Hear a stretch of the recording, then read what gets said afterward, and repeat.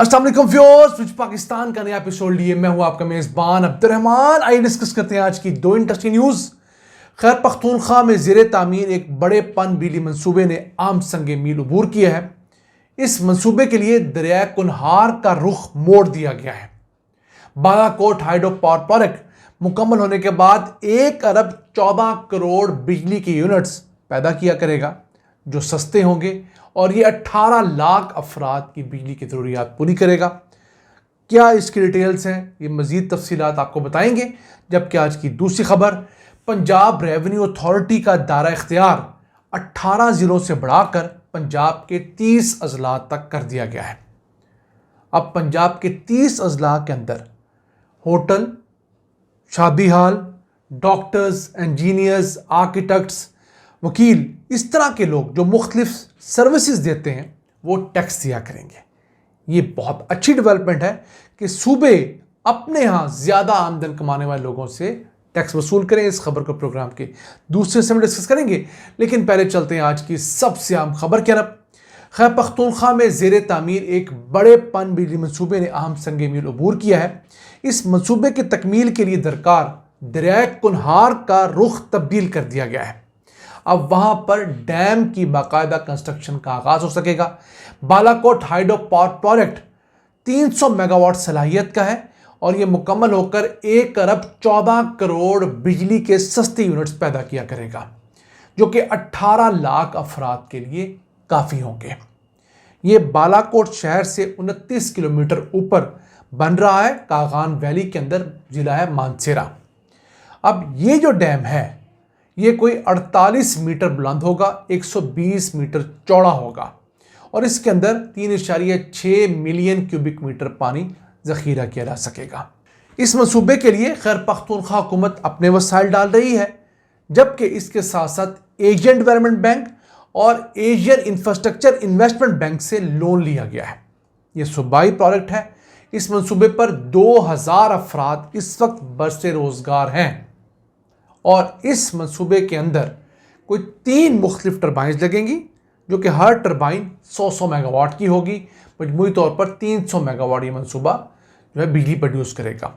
750 million dollars इसकी मजमूई लागत होगी और कंप्लीशन डेट पहले 2027 थी, क्योंकि 2020 में इसके ऊपर काम का आगाज़ हुआ था।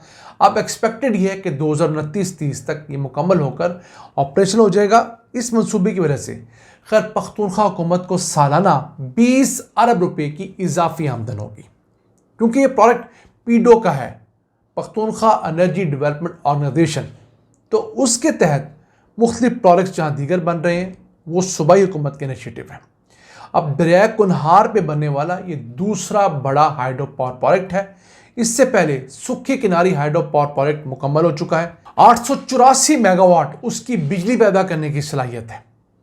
सालाना 2 अरब 80 करोड़ यूनिट्स उसने पिछले साल से बिजली पैदा करना शुरू की है।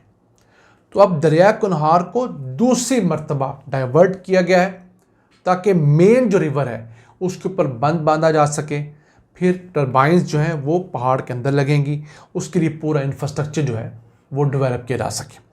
तो अगर हमारे तमाम सूबे अपनी हदूद में मौजूद इसी तरह सस्ती बिजली के ज़राए को एक्सप्लोर करते हैं तो अपने यहाँ कम अज़ कम इंडस्ट्री को देकर इंडस्ट्री को फाल कर सकते हैं। खैर पख्तूनख्वा, गिलगित बल्तिस्तान और आज़ाद कश्मीर में हाइड्रो इलेक्ट्रिसिटी का बहुत पोटेंशियल है। पंजाब में सोलर का बहुत पोटेंशियल है। सिंध बलूचिस्तान में सोलर और विंड दोनों का बहुत पोटेंशियल है। तो ये तरीका है जिसके ज़रिए हम एक विन विन सिचुएशन क्रिएट कर सकते हैं। आइए चलते हैं आज की दूसरी अहम खबर के तरफ। पंजाब रेवेन्यू अथॉरिटी का दायरा इख्तियार 18 अजला से बढ़ाकर 30 अजला कर दिया गया है। अब पंजाब के 30 अजला के अंदर 200 अक़साम के मुख्तलिफ सर्विसेज पर जो टैक्सेस हैं वो कलेक्ट किए जाएंगे और मकसद ये है कि ऐसे लोग जो अच्छी खासी आमदन कमा रहे हैं लेकिन टैक्स नहीं अदा करते वो टैक्स दें। अब पंजाब रेवेन्यू अथॉरिटी 2012 में बनी थी। इस साल के पहले 3 माह के अंदर ये 66 अरब 41 करोड़ रुपए टैक्स कलेक्ट कर चुकी है पंजाब के 18 अजला से। इनमें होटल हैं, गेस्ट हाउसेस हैं, शादी हाल हैं, टूर ऑपरेटर्स हैं, प्राइवेट अस्पताल हैं, प्राइवेट स्कूल हैं, लीगल सेक्टर में सर्विस करने वाले लोग जो हैं मतलब वकला वगैरह से जो फीसिस हैं उनके मामले में, इंजीनियर्स हैं, डॉक्टर्स हैं, इंटरनेट केबल का बिजनेस करने वाले लोग हैं, कोरियर वाले हैं, ये आपके जो ब्यूटी पार्लर वाले हैं, एक लंबी लिस्ट है। अब अच्छे खासे पैसे कमाते हैं। ब्यूटी पार्लर वाले कसर नहीं छोड़ते, गेस्ट हाउसेस वाले, होटल वाले, शादी हालों वाले, डॉक्टर्स अच्छे खासे पैसे कमाते हैं।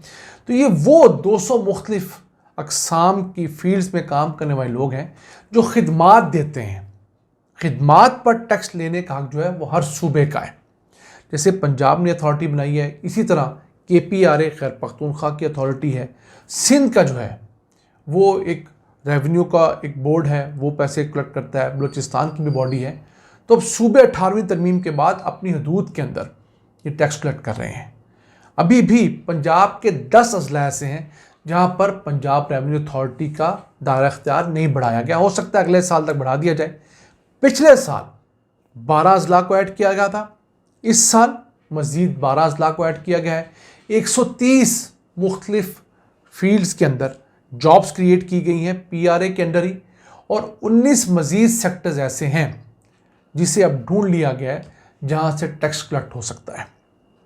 तो टैक्स अगर कलेक्ट हो रहा है तो वो लगता हुआ नज़र भी आना चाहिए, और इस चीज़ को इंश्योर करना चाहिए कि जिस ज़िले से, जिस तहसील से टैक्स कलेक्ट हुआ है वहाँ लगे। ये ना हो कि टैक्स तो आप लिया से ले रहे हैं, खर्च लाहौर हो रहा हो, रावलपिंडी हो रहा हो। पंजाब के अंदर कम अज़ कम ये बहुत बड़ा बायस है। शरीफ ख़ानदान पे बहुत बड़ा एतराज़ लगता है कि वो पंजाब के अंदर लाहौर को सबसे ज़्यादा नवाजते हैं। लाहौर को भी नवाजिए, लेकिन छोटे इलाके जो छोटे अजला हैं वहाँ पर ज़्यादा डेवलपमेंट की ज़रूरत है ताकि वहाँ से हिजरत का अमल रुक सके। यानी छोटे अजला के अंदर यूनिवर्सिटीज़ नहीं हैं, लोग अपने बच्चों को पढ़ने के लिए लाहौर भेजते हैं, रावलपिंडी इस्लामाबाद भेजते हैं। तो बच्चे जब लाहौर आते हैं, रावलपिंडी इस्लामाबाद आते हैं, यहाँ की फैसिलिटीज़ देखते हैं, यहाँ तालीम हासिल करने के बाद वापस जाते ही नहीं क्योंकि जॉब्स ही यहाँ पर हैं। फिर वो माँ बाप को भी लाहौर ले आते हैं, पहले किराए पे रहते हैं, फिर ज़मीनें वहाँ की बेचकर यहाँ पर कन्वर्ट होते हैं, और फिर लाहौर, इस्लामाबाद ये बड़े शहर एक्सपैंड करते जा रहे हैं। अगर आप छोटे इलाकों के अंदर यूनिवर्सिटीज़ देंगे, अच्छे हॉस्पिटल्स देंगे, वहाँ पर इंडस्ट्रियल स्टेट्स लगाएंगे, तो वहाँ से बच्चा पढ़ेगा, इंडस्ट्रियल स्टेट्स में जॉब मिलेगी उसे, वहीं पर वो रहेगा। तो बड़े शहरों के ऊपर जो आबादी का बोझ है वो कम हो सकेगा, और ये जो एक अर्बन केओस है उसे कंट्रोल करने में मदद मिलेगी। नाज़रीन, ये था आज का एपिसोड। हमें उम्मीद है आपको पसंद आया होगा। अपनी सजेशन, अपनी आराज़ से हमें आगाह रखा करें। अपने मेज़बान अब्दुर्रहमान को इजाज़त दीजिए। अल्लाह के बाद।